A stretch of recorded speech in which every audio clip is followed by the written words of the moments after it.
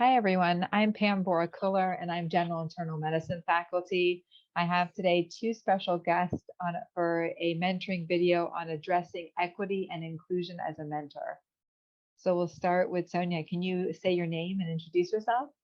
Absolutely. I'm happy to be here. I'm Sonia Ha. I'm an assistant professor in the Division of Endocrinology, Metabolism, and Lipids, and the associate program director of our endocrinology fellowship, as well as the medical director of the Gender Center at Grady Memorial Hospital. And then Modele, can you introduce yourself? Hi, Pam. My name is Modele Oguneyi. I'm an associate professor in the Division of Cardiology and also the associate medical director for the heart failure program at Grady. Happy to be here. Thank you both. So I'll start with Modele. What are some of the ways that diversity influences mentor and mentee interactions? So I want to take us back because we tend to think of diversity in terms of race, ethnicity, and gender, but it's important to know that it's broader than that. So in terms of learning and physical disabilities, sexual orientation, religion, we all see the world through a cultural lens, and a diversity perspective comes from our lived experiences. So those are some of the ways that diversity influences how mentors and mentees interact. That's great. And then Sonia, can you tell us some of the ways that diversity influences mentor and mentee interactions? Sure. So broadly speaking, there's research that shows that more diverse teams are actually more productive, creative, and innovative compared to more homogeneous teams. But when we're thinking about the one-to-one interaction specifically between a mentor and a mentee, our personal conscious and typically unconscious biases can significantly impact how we work with mentees who are diverse in all the ways that Modele just explained. Okay. So then I'll turn to you, Sonia, to answer this question. What's the potential impact of conscious and unconscious assumptions, preconceptions, biases, and prejudice on a mentor and mentee relationship? So the obvious answer to that question is that both mentors and mentees can behave in discriminatory ways due to these conscious and unconscious assumptions and biases. And certainly that can cause strain and unnecessary pain for both parties in this relationship.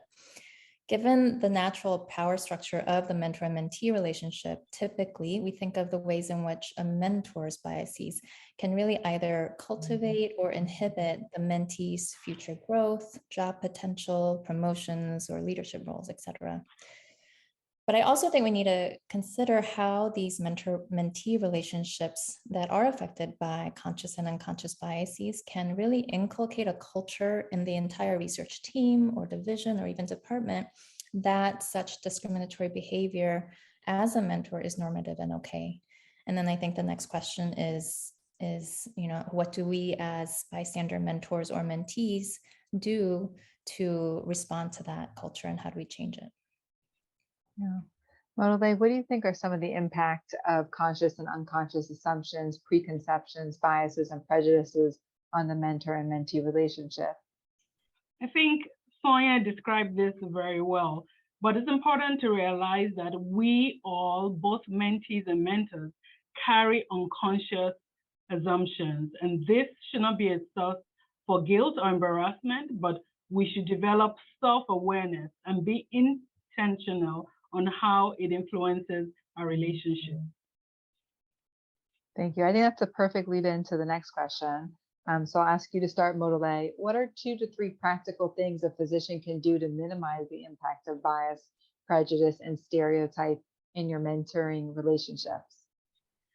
I will highlight 3 practical things. I think firstly, learning to respect and appreciate each other's cultural and stylistic differences. Because as a mentor, that is your philosophy. You mentor through the lens by which you see each other.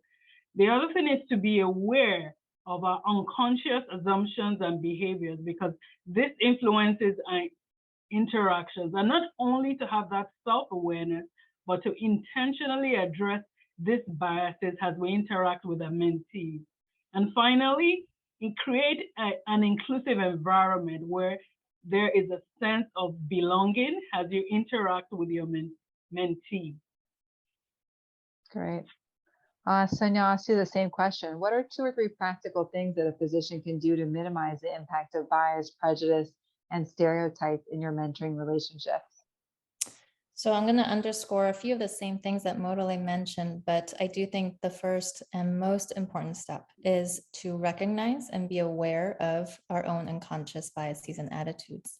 And I think this is particularly tricky for individuals like myself, and I'll put myself into this group, who feel committed to equal egalitarian values and might forget that we can also hold discriminatory values and assumptions. So once you've achieved this first step of becoming aware of your own unconscious biases, the second step then really is to consciously try to minimize the influence of these unintentional biases. So one thing I do constantly really is to check myself. And so I'll ask questions like, would I give the same response, evaluation, recommendation if my mentee were the opposite of what they are? So if my mentee were white, male, grew up with better English fluency, whatever it might be.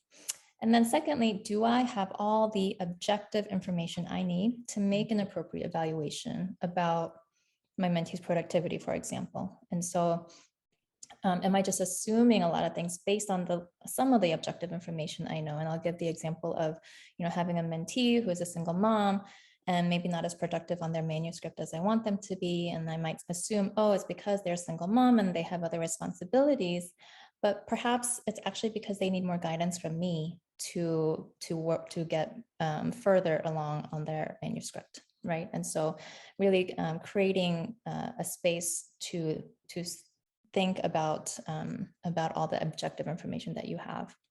And then finally, I would recommend making a conscious effort to avoid making assumptions about an individual based on their group memberships. So based on their sexual orientation, their race, their religion, gender, etc., and to focus on the individual to learn about their own unique lived experiences and their qualities and skills.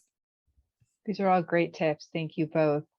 Modele, I'll ask the next question to you. What are unique challenges that women and minorities may face that can be helped by a strong mentoring partnership? Some of the unique challenges that women and minoritized faculty face include, one, the concept of the minority task. And what do I mean by that? It's the task of extra responsibilities placed on minoritized faculties, just as an institution tries to promote diversity, and having a strong mentor who creates a safe space may help you navigate how to address that. There's also the issue of intersectionality. So what do I mean by that? For example, I'm a Black female who has a foreign name, who grew up in a foreign country.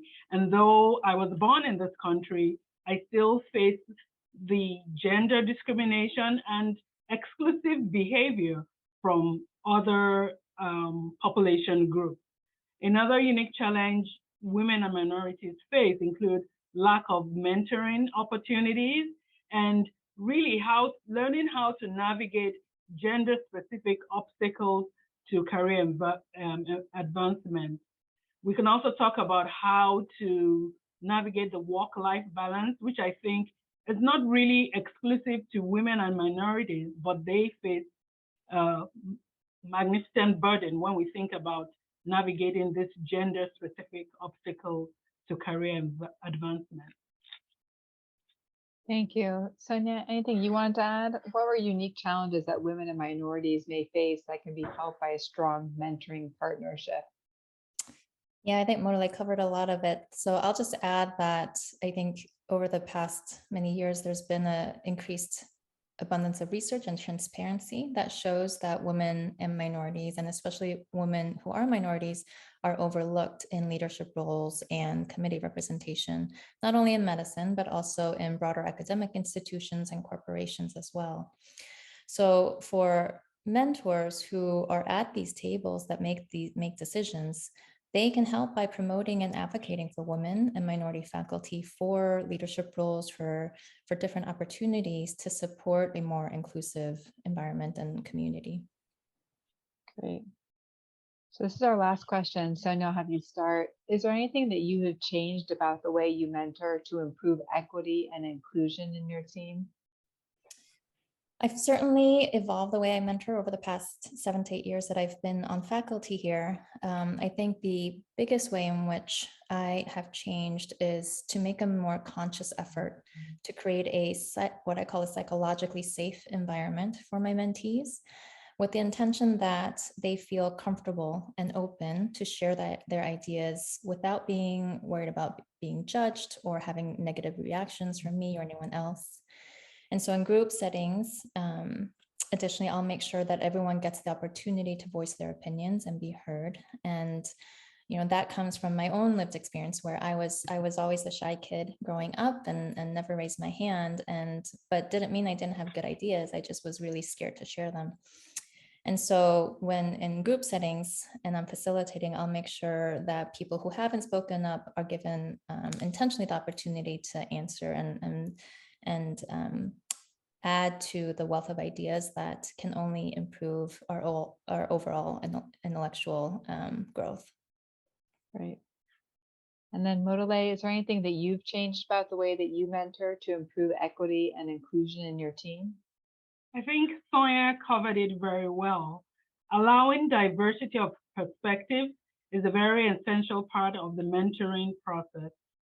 As a mentor, I create a safe, welcoming, and inclusive environment where everybody can express their opinions, an environment where positive reinforcement is expressed, and express faith in my mentees, celebrate their accomplishments, and let them know that I'm willing to listen to them.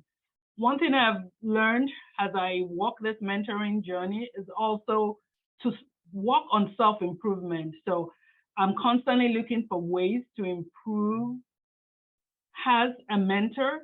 And I think that not expecting our mentees to conform to our professional expectations is a huge part of diversity and inclusion in mentoring.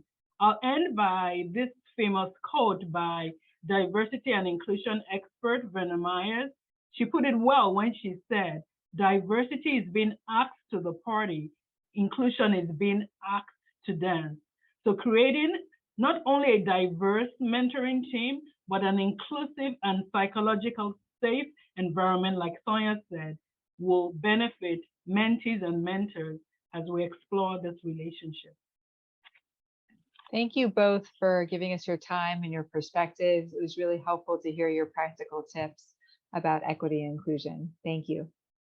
Thank you so much. Thank you.